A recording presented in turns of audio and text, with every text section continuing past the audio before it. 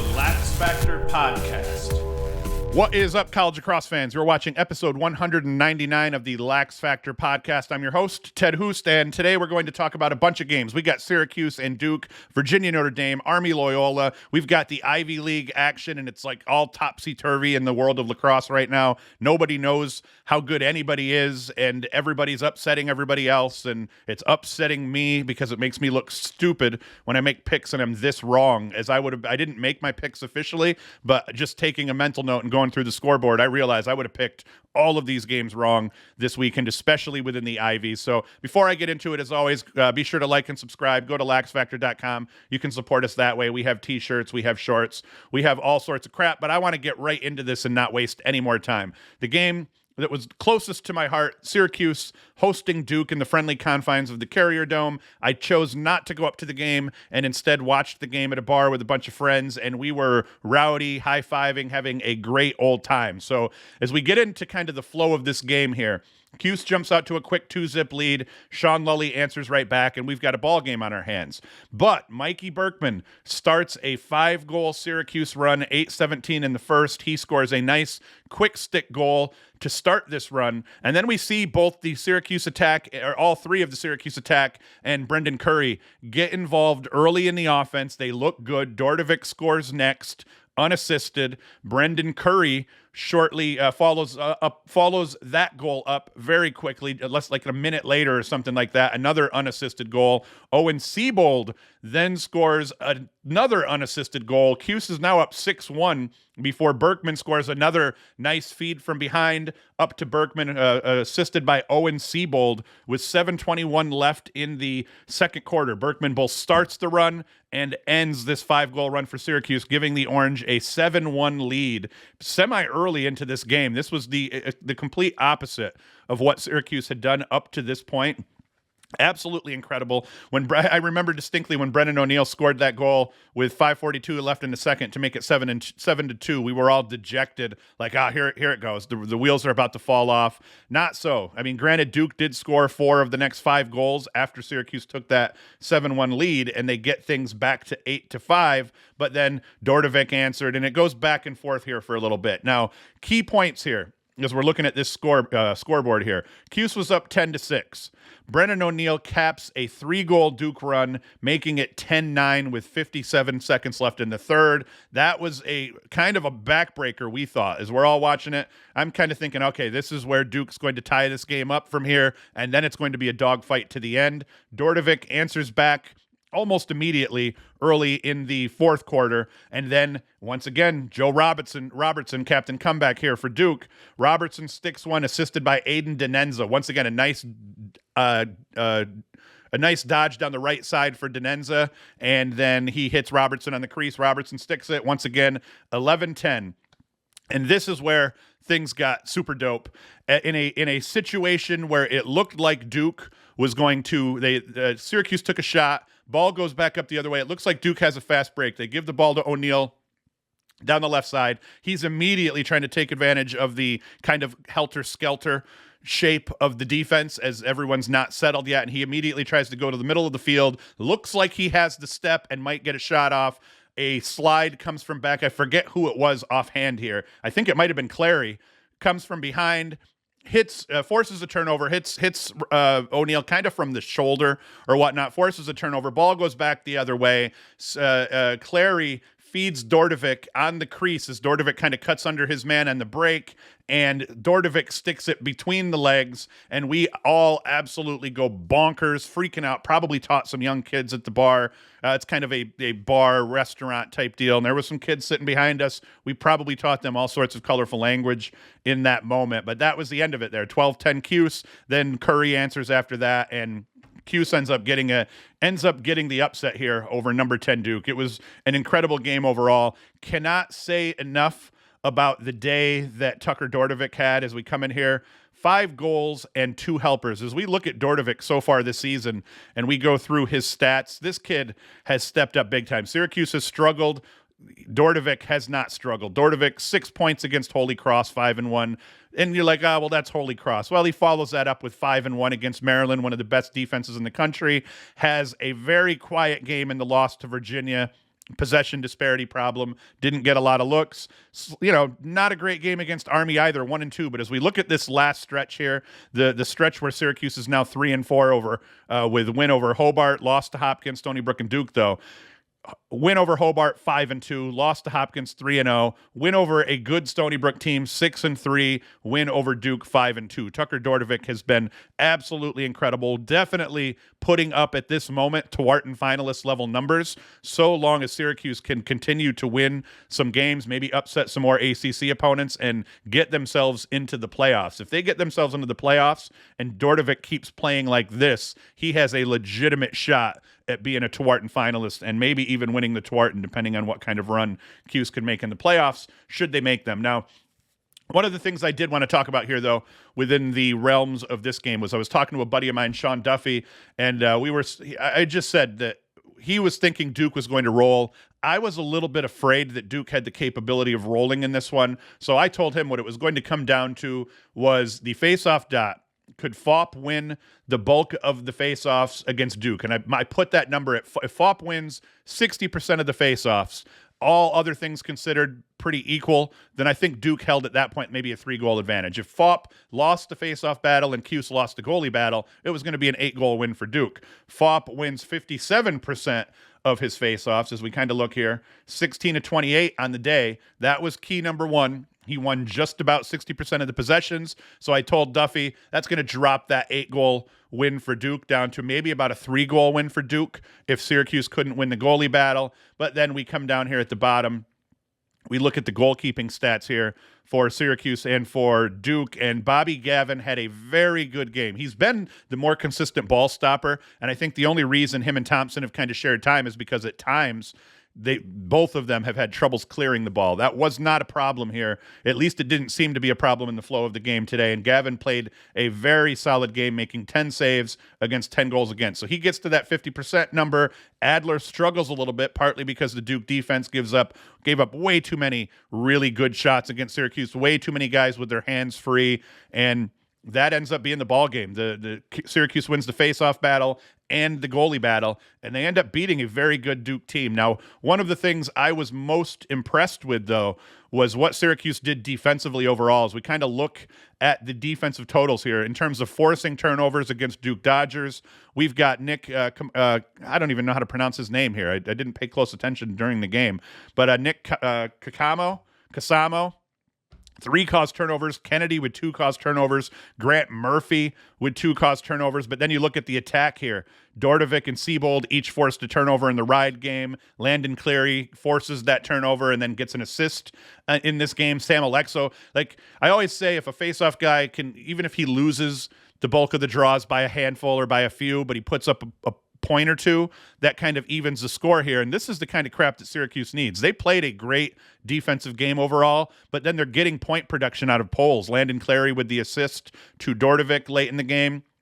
Sam Alexo scoring the goal early in the game. Getting these polls up the field and into transition is huge, but you just kind of see the effort here. Not a ton of forced turnovers, but 12 forced turnovers to go along with all the other turnovers that Duke had. So that was pretty incredible. And then as we look at the actual team statistics here overall, you see Syracuse under 15 turnovers. That's their number for the rest of the year. Stay under 15 turnovers and you should be in the game. Duke 17 turnovers. So the bulk of the turnovers that Duke committed were forced by Syracuse. That was a big deal. Look at the clears. Syracuse cleared the ball. One of their best clearing games of the season, 17 of 20, and Duke only goes 16 of 23 in the clearing game. That factored heavily. Ground ball battle. Cuse beat Duke in the ground ball battle. Cuse beat Duke in the face-off battle, 16-12. Cuse extra man was 2 of 4. Like, it was the first complete game that we've seen out of Syracuse all year. They outshot Duke in terms of just volume of shots, 61-33,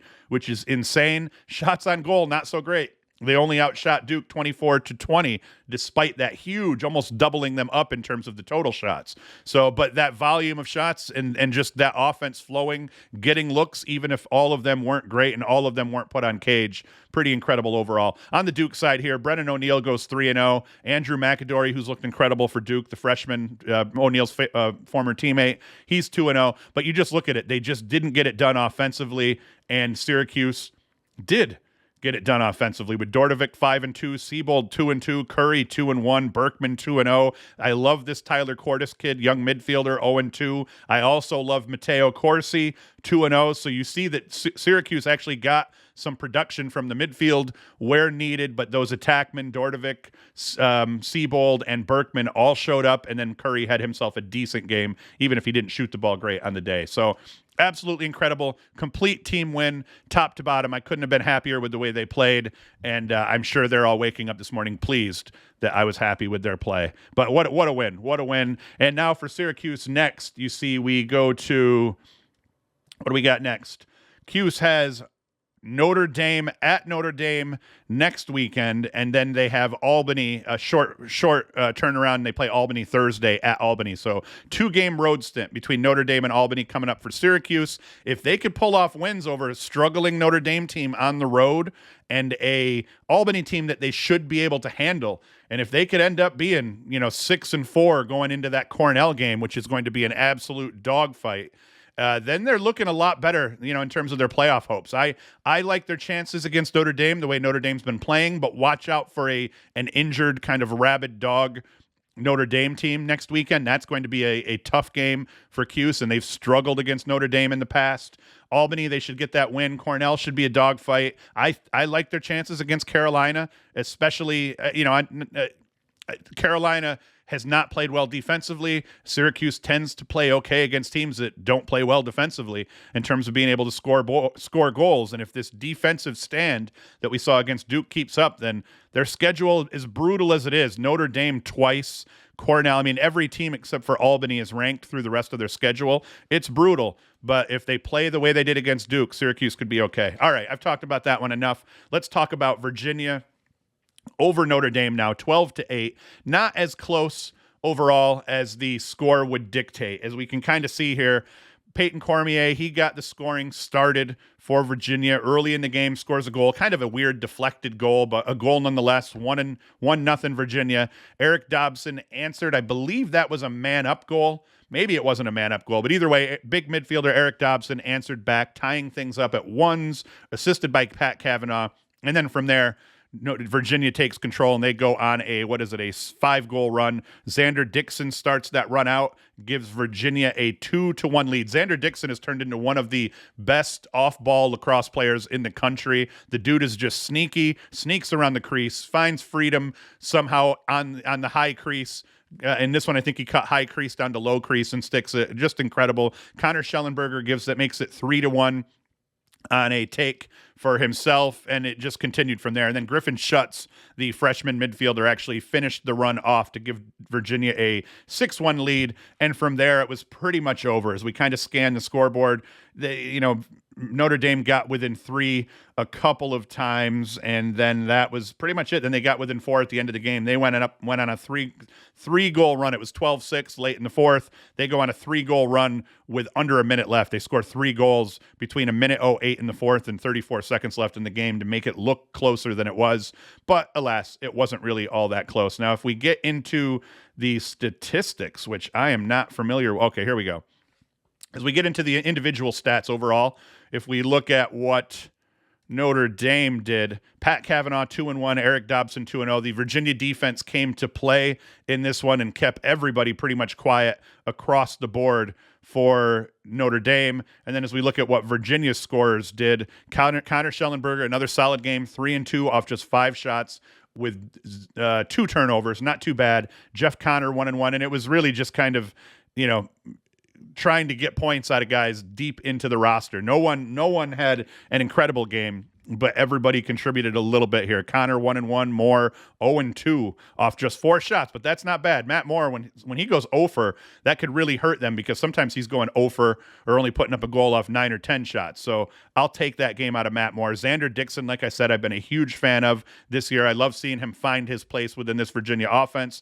2-0, Cormier 2-0. It's just all of the big cats for Virginia factored a little bit, and that ends up being key. And then in terms of caused turnovers, we look at Cole Kastner forcing 2 turnovers. Petey fucking LaSala forces a turnover. So that too was pretty awesome. How did LaSala fare at the face-off dot? I hate Virginia's stats are just terrible here. So I shouldn't have loaded theirs up. What we're going to do here, we're going to actually load the... Where the hell is the Virginia game? We're going to load the box score here from Inside Lacrosse. They do this stupid ad thing. Is there anything dumber than the way that Inside Lacrosse rolls those ads while you're trying to look at an article? So if we look at the face-off dot here, P.D. LaSalle, 8-19, didn't handle their business. I was surprised, actually, that Notre Dame did as well as they did here. Will Lynch, Notre Dame had one of the best face-off duos last year in the country by far. These guys here have struggled thus far this season between Lynch and Hagstrom, but Lynch wins 15-20 on the day with 3 ground balls. So that was a pretty big deal for them there. And then in terms of the goalie battle, Nunes ends up having an excellent game. 12 saves against just 5 goals against in this one. And actually, how is there only 5 goals against, but they don't have any other goalie here? So I don't know if Virginia put a backup goalie in and they just don't have the stats here. We'll have to see. Liam Entenmann, though, has been struggling as of late. One of the best goalies in the country last year with one of the best defenses in the country in front of him. This Notre Dame defense has struggled a little bit, and that has kind of trickled down into Entenmann's save totals as well. But in the end, Virginia gets the win. 12-8. They improved to 7-1, and Notre Dame drops to 2-4. Notre Dame has Syracuse up next. Who does Virginia have? Richmond. They're at Richmond before they then take on North Carolina and get back into ACC play. All right.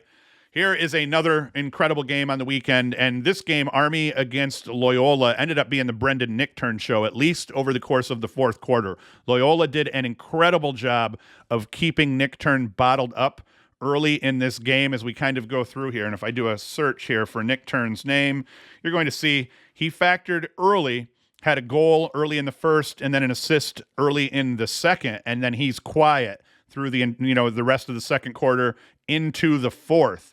But then it's the fourth quarter with Loyola. Loyola kind of led the bulk of this game here, but Jacob Morin ties it up for Army early in the fourth.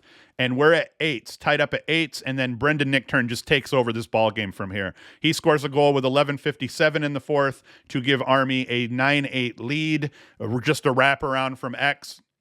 Scores an almost exact replica of that goal almost just about 2 minutes later and makes it 10-8 Army. And then Army scores a goal, Paul Johnson. Loyola gets one back, Bailey Savio off a face-off. And then it's once again Nichtern assisting this time, Reese Burrick. Nichtern then had 2 more assists in the game. So Nichtern goes 2-3 over the course of the fourth quarter to give Army the lead. They keep the lead. They win this game 14-12. Huge win for Army within the Patriot League. And then if we look at the individual stats here overall, Brendan Nichtern 3-4 for 7 points on the day. Bobby Abshire 3-0. Reese Burke 3-0.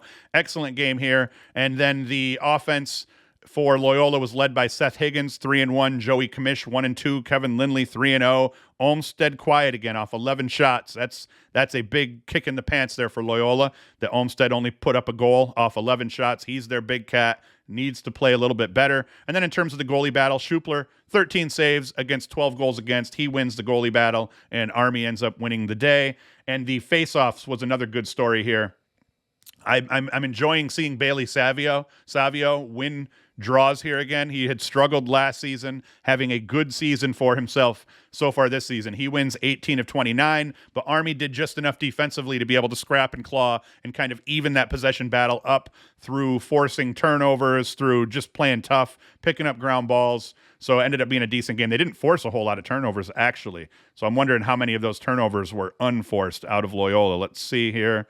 Army turned the ball over more than Loyola even did. The big kick in the pants for Loyola was the clears. Loyola only cleared the ball 13 of 17. And, that's the story here. The story here is straight up Brendan Nichtern just trashing on Loyola over the course of the fourth quarter. That is our story. Brendan Nichtern the way he's been playing all year, if we look at his statistics so far, he definitely, I believe, is going to be one of the Tewaaraton finalists. The dude has just had an absolutely insane season so far against good teams nonetheless. UMass, solid opponent. Nichtern's 5-3 against Rutgers in a close loss. So he goes 2-3. Siena puts 10 points on them. That's going to happen. New Jersey Tech 7 points. That's going to happen. But you look at the good teams and what he's done against them. UMass 5-3, Rutgers 2-3. Syracuse 4-2. Let's see here. Lehigh 1-4. Loyola 3-4. I mean, Nichtern is one of the best attackmen in the country. In my opinion, he's probably one of the best 5 attackmen in the country, hands down. And you could make the argument that in terms of just being a well-rounded player, that he's one of the best 3 attackmen in the country. I legitimately believe that. Sitting with 23 goals, 35 helpers, and 58 points after, what is this, 9 games? Hell of a job for Nichtern, and he's kind of the momentum that keeps the Army wagon rolling. I don't know. Is he the hill, the downslope or whatnot? We'll see. But Nichtern's a hell of a player. So Army, they get the big win over Loyola, and that is that. Now the Ivy Leagues have confused me. I would have picked Princeton to win this game. I think most sane people would have. Princeton has been playing incredible. Yale, not too shabby themselves. And coming into this game, Princeton number 3, Yale number 11. Obviously, it was going to be a good game, but I liked Princeton at home in this one. And it's kind of started that way. We see Princeton jump out to a 2-zip lead. Yale answers right back. Princeton scores 2 more, take a 4-2 lead, and then they give up that 5-goal run over the course of the second quarter. And that's pretty much it's not all she wrote, because Princeton was able to take, I believe, another lead at this point and tie the game up a couple more times. But that stretch right there was brutal. That stretch from 4:17 in the second through almost to the end of the second quarter, where Yale just goes on that 5-goal run. Yale ends up taking that 6-4 lead, and then it goes back and forth through the remainder of this game, up to the point that Alexander Verdaro ties things up for Princeton with 11:06 left in the fourth quarter. It looks like Princeton may have a little momentum. They'd scored 4 of the last 6 goals at that point to tie things up. But then shortly after that, Matt Brandow, I think there's a shot on the crease, deflection into Brandow's stick. He sticks it to give Yale that 12-11 lead. They get a little bit of a, what would you call it, a cushion goal, 13-11 off of Johnny Keeb goal with 6:42 left in the fourth, and then boom, it's over. They win. I guess Schlusher, man, I can't talk today. Alex Schlusher, he did get Princeton back to within a goal with 6:03 left, but then Cool for Yale scores the backbreaker, 14-12, and Yale wins this ball game overall. If we look at the individual stats for Yale, Matt Brandow was incredible. 5 goals and 3 helpers. Like I said, he's usually, in most of the games that they're going to play in the Ivy, he's going to be, if not the best player, right up there. One of the best players in the Ivy, hands down. And then Yale just gets a lot of help from the depth in their roster. Chris Lyons, a midfielder, goes 3-0. Leo Johnson, 2-0 overall. As we look at the face-off battle, you can see Yale got absolutely roached at the face-off dot. Tyler Sandoval has a bounce-back game. He wins 18 of 28 draws on the day for Princeton, but it's just not enough overall, as Yale is able to edge them a little bit. Let's look at the Princeton scores, though. Princeton, Verdaro, great game for him, 4-2. Maxey, 2-1. Schlusher, 2-0. Chris Brown, 2-0. They needed a little bit more production out of Schlusher and Brown. I think in this one that would have helped them a great deal. And then if we look at the team stats, does anything stick out here? Nah. Saves definitely sticks out. So let's look at our goalie battle and see what happened. Our goalie battle, Eric Peters didn't have a normal Eric Peters game. Eric Peters has been just not winning games for Princeton, but his play has assisted Princeton in winning a bunch of games. Without his play and a bunch of their wins, they wouldn't have won those games. He ends up losing the goalie battle on the day to Paquette for Yale. 19 saves for Paquette. So he stood on his head. That's pretty much the ball game for Yale right there. That neutralizes the face-off disparity and the possession disparity that Princeton had, because he's standing on his head making huge saves, more saves than the opposing team's goalie. They end up winning this game. And then in terms of caused turnovers, I wanted to check that out to see how Yale's defense held up. Got a lot of caused turnovers here out of the top of their defensive roster. Tevlin, midfielder, gets 2 caused turnovers. Chris Fake, 2 turnovers. Forced turnovers. Bryce DeMuth, 2 forced turnovers. Jake Cohen, 2 forced turnovers. So, they were disruptive on the defensive end of the field. That causes Princeton's fairly high-powered offense to have some problems finishing, and their goalkeeper did the rest. So that's the story in that game. Now, the Cornell and the Penn game, the Penn coaches in the post game talked about getting back to the basics, working a lot more on being tough in the trenches, winning the ground ball battle between the boxes. And that was key in this win. As we see, Penn wins this one 15-11 over Cornell. Another one where I would have picked Cornell at home, the higher ranked team beating the lower ranked team at home. That did not play out. And big part of that reason was, ground balls. Penn wins the ground ball battle 46-24, despite losing the faceoff and then winning the faceoff battle 21-9. So Penn wins the bulk of the faceoffs. They win the ground ball battle between the boxes. Both teams played fairly well. Extra man, 2 of 3 for Cornell, 3 of 5 for Penn. Penn ends up winning the game, though. As we look at what happened, Penn jumped out to a huge lead, 6-1 lead early. Cornell is able to kind of chip back and get close. They get within 3 late, 11-8 off a CJ Kirst goal, but then Penn goes on a 3-goal run to make it 14-8, and it was never really close from there. So Penn really dominated the game from start to finish. They won faceoffs, they won ground balls, and more importantly, they scored more goals than the opposing team here. If we get into the statistics for Cornell, Michael Long had a good game, 2 of 3, got stuffed on a couple of one-on-ones. CJ Kirst, 3 and 2.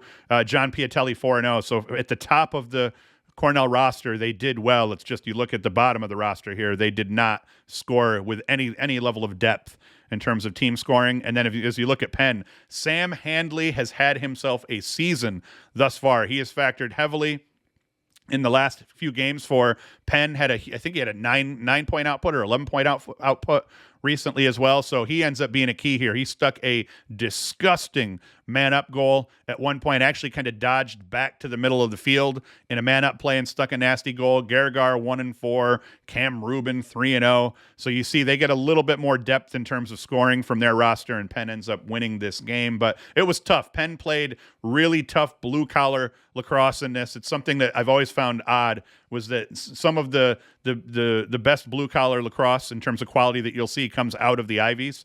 Nonetheless, these dudes just play tough. They play smart. And it makes sense, I guess, in the end.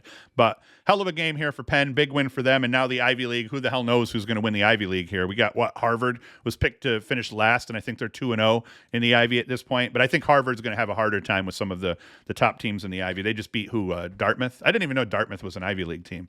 But apparently they are. So Detroit Mercy, High Point. I'm only covering this game here simply to show you that High Point whooped up on Detroit Mercy, but I kind of wanted to check in on Asher Nolting's day, and I saw earlier Asher Nolting goes 5-6 against a very, very under.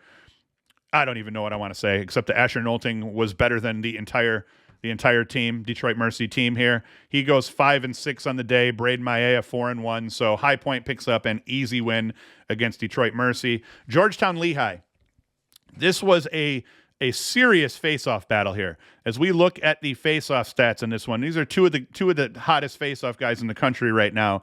Lehigh Sisselberger, he wins the battle 16-13 overall against Georgetown's Riley. But if we actually go into the statistics and see here, James Riley goes 13 of 29. They'll take that, Georgetown will, against Sisselberger, who wins 16 of 29. But it doesn't matter because Georgetown's defense is better than Lehigh's, and Georgetown's offense proved better than Lehigh's as well. As we look at the scoring for Georgetown, TJ Haley, 2-4. Dylan Watson, 5-0. Declan McDermott, 2-1. Alex Trippy, the Carolina transfer, 2-1. So they're getting it done up and down the roster here for Georgetown. The flow of the game overall, Georgetown jumped out to a 10-5 halftime lead. Lehigh got things back close again by going on a 4-goal run to start the third quarter out. They score the first, well, actually, they scored all of the goals in the third quarter. Lehigh outscores Georgetown 4-zip over the course of the third quarter to get things back to within 10-9. Georgetown answers early in the fourth. Dylan Watson and Alex Trippy both net goals to give Georgetown a 12-9 lead. Lehigh does manage on a Cole Kirst goal to get back to within a goal, 12-11, early in the fourth, and then Georgetown closes out the scoring, scores the game's final 2 goals between 3:17 and 1:34 left in the fourth quarter to pull away and win 14-11. Hell of a game overall, though, and number 5 Georgetown gets the W over number 19 Lehigh. Another one, this one surprised me here. Stony Brook started the season out really tough, and now they've dropped two in a row. At least I know it's at least two in a row between losing to Syracuse and now they lose to Albany. I actually would have thought Stony Brook would have bounced back in a big way. If I had picked this publicly, I would have picked Stony Brook to probably win by 5 or 6 goals in this one. Not the case. Albany comes out. They take a 6-1 lead at the half and pretty much rolled from there. They did let Stony Brook outscore them. Stony Brook actually outscored Albany 9-6 over the course of the second half, but that 6-1 lead that they got in the first half, that the Danes got in the first half, was enough. Now, the story of this game was the Great Danes actually won the bulk of the faceoffs. They win 18 of 25 draws here on the day in this game, so a huge possession disparity for Albany. And then Graydon Hogg goes 5-1. Cam Hay goes 3-1. They get some scoring out of their big cats there, and that's the ball game. What did they do on the Stony Brook side? Dylan Palinetti only 3-1. So yeah, hell of a game here overall. If we look at the team stats, it was just a tough Albany team. Albany didn't get quite as many shots, but they put only one less shot on cage against Stony Brook. Albany won the goalie battle, 12 saves versus 9 saves. Turnover battle, Albany turned the ball over quite a bit, but that didn't matter because of the face-off disparity. As we look at the stats were pretty close, except for that face-off disparity there, and then Albany won the extra man battle. Albany goes 4 of 6 on the extra man to Stony Brook's 2 of 6, and that wasn't good enough. Stony Brook ends up losing this game. If we look at the goalie battle, though, which I did want to see here, Albany ended up playing, Tommy Heller ends up with 12 saves against 10 goals against, compared to Anthony Palma's 9 saves against 12 goals against. Not good enough, and Albany wins the game. Hell of a game, though, there for Tommy Heller. Next one I want to talk about here, and this is getting weird here because from what I read, I watched a little bit of this game while at the bar and then didn't end up watching the rest of it by the time I got home. I did check in on the score, but that was about it. But what I heard, based on what I read, was that they had Zawada running midfield for Michigan at one point. Hopkins had put both DeSimone and let's look at the stats here real quick. Hopkins had put DeSimone and did he even play? Epstein. What I read was DeSimone and Epstein both got bumped from attack. And like I said, I didn't watch it, but I don't even know who they ended up putting on attack. And Angelis ends up with 3 goals, 4 helpers. I think Degnan maybe played attack in this game. He goes 3-3. DeSimone went 2-1 from the midfield. But yeah, Epstein saw himself to the bench in this one. I don't even see him in the box score. Oh yeah, Joey Epstein's down here. Doesn't look like he did much of anything in this game. And ends up being a 15-12 win for Hopkins, but I just find it weird the way they've been tinkering with this roster. It's like, hey, Epstein and DeSimone, I've been saying all season, both they haven't played consistent lacrosse on the attack at all season, but they also have been the reason at times that they've won a couple of the games that they've won in terms of when they do play well. Hopkins tends to do well as also. But I was surprised to see Epstein not factor. And then when I read up on this game to learn that they had both gotten bumped down to attack, if we look at what they've done in terms of their consistency between Epstein and DeSimone, I forgot who I was about to talk about here. If we go game by game here, we see DeSimone not that consistent here. He starts the season tough, 3-1 in the win over Jacksonville, 1-2 in the win over Townsend, 1-3. So he started the season out pretty tough. 0-1 in the loss to Loyola, but then you see lately against Virginia, 1 point. Against Syracuse, no points. Against Navy, 1-1. Delaware, 0-2. Just not the production you want out of the guy that was your leading scorer the season before. And Epstein it's been kind of similar here.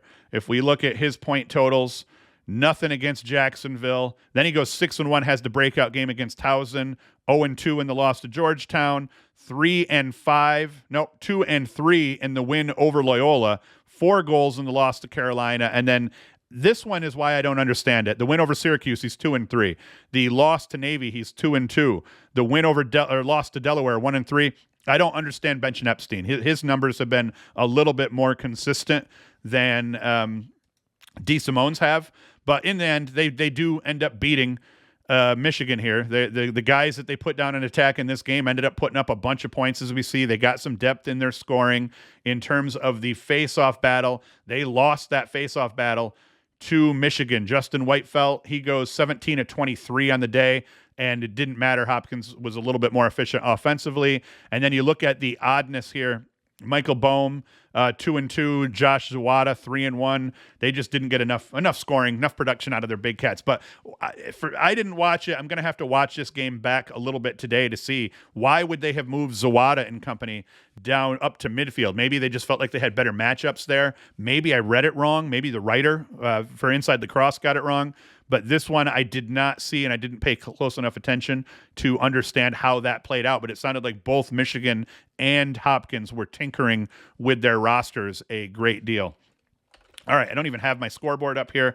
Let's go to the scoreboard and let's see what else we want to talk about to end this out here. We got some big games coming up today. I love that we get the ACC games Thursday and Friday nights often throughout the season, and then you get the Big Ten games late in the season being played on Sundays. I am a big fan of that. Bryant did edge out Hobart 14-11. A couple of big scores in this game. Ryan Archer was 2-6 in the loss, and then Bennett Abladian goes 6-1 for Bryant in the win. In terms of the goalie battle in this one, not very good out overall for Hobart. And then I can't even, man, Bryant's got some of the most whacked out names in college lacrosse that I always have a hard time pronouncing. Luke Caracioli, 11 goals against, 9 saves. Neither goalie played very well. The face-off battle was pretty close here, so this just came down to being a hard-fought game that Bryant just simply outscored Hobart in. So that was that one. Jacksonville put the big hurt on St. John's in terms of Jacksonville scoring. Walbaum, we'd like to watch Walbaum and see what he's doing. He goes 5-2. Ethan Lamont 5-0 in the win for Jacksonville. The wheels absolutely came off for St. John's in that one. Mount St. Mary's and Sacred Heart, they play a 1-goal game, 14-13. Binghamton continues their winning ways. They win 12-8 over UMBC. That's a pretty big deal. As I said, Brown and UMass. That was one I wanted to talk about. UMass beats Brown. So UMass improves to 5-3. Brown drops to 5-3. But it was Kevin Tobin, 4-1. And then Gabriel Prosick, 3-1. Gabriel Prosick, 3-1 for UMass here. And they end up beating. The Ivy has done really well out of conference. So that was a big win right there for UMass in that game. Robert Morrison Drexel, they also played a 1-goal game. I'm just ripping through a couple before we call it quits here. Denver, that was one. Denver and Towson.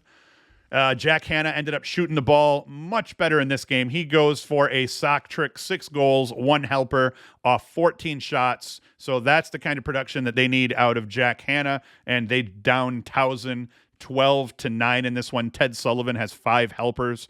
So a hell of a job for those guys, by those guys. And let's see. Oh, Carolina. I can't believe I hadn't talked about this yet. At one point, Carolina was losing late into this game against Bellarmine, and they ended up needing, I think it was an 8-goal run. I think they outscored Bellarmine 8-0 over the course of the fourth quarter, which would lead me to believe they were losing 8-7, and then ended up putting 8 unanswered goals in the fourth quarter on Bellarmine to win this game. Chris Gray goes 5-3. I think Gray tied it up, gave him the lead, and then gave him like a cushion goal or some crap like that in this win. But man, Bellarmine scaring Carolina. Carolina 7-2. And they've got some wins over some good teams, but they are very streaky, and sometimes they have a hard time defensively. As we look at who their wins are over, Richmond, Colgate, Brown, Hopkins, Denver, High Point, and Bellarmine now with losses to Virginia and to Ohio State. They've got Duke, Virginia, Syracuse, Notre Dame, and Duke coming up to finish their season off. So just a brutal stretch here coming up for Carolina, but they do eke out the victory over and apparently very scrappy Bellarmine. I didn't watch a lot of lacrosse yesterday. I got loaded at the bar. Loaded for me. I wasn't like out of control or anything like that. I didn't shame myself in front of my children, but I was feeling pretty damn groovy after that Syracuse win. Drank a bunch of Blue Moons at the bar, came home and ate some chicken wings. The Airport Inn in Binghamton, and it's actually technically in Johnson City off Airport Road. The Airport Inn has some of the best chicken wings in all of the land. So I came home all drunked up and chowed down on some delicious hot honey barbecue chicken wings. It was incredible. So All right, I'm going to stop rambling. I missed Thursday. I apologize for missing Thursday. Work got in the way. And what we're going to start doing for Thursday's show, instead of just previewing games that are coming up, I'm actually going to talk about players on Thursday. We'll talk about some players that had big games the week prior and what we think they'll do in the week coming up. I'm going to try to make it a little bit more player oriented and more, covering specific things versus just ripping through and previewing games. Who the hell cares at this point? We all know who's playing who. It's absolute chaos here in Division I lacrosse right now, so it is tough to preview the games, and I think you'd rather probably just hear me talk about the players, player production the week before. We'll start doing some more Tewaarton watch crap and stuff like that. So I'm going to shut up here. I've been rambling for my 40 minutes. So be sure to like, subscribe, all that crap, share with your buddies, and come back Thursday when we do what was the preview show. It's still going to be previewing games, but it'll be doing so more from a view of the players and things like that and player matchups and what we can expect to see out of guys. So that's it. Thank you for watching. Thank you for listening. And Hoost is out.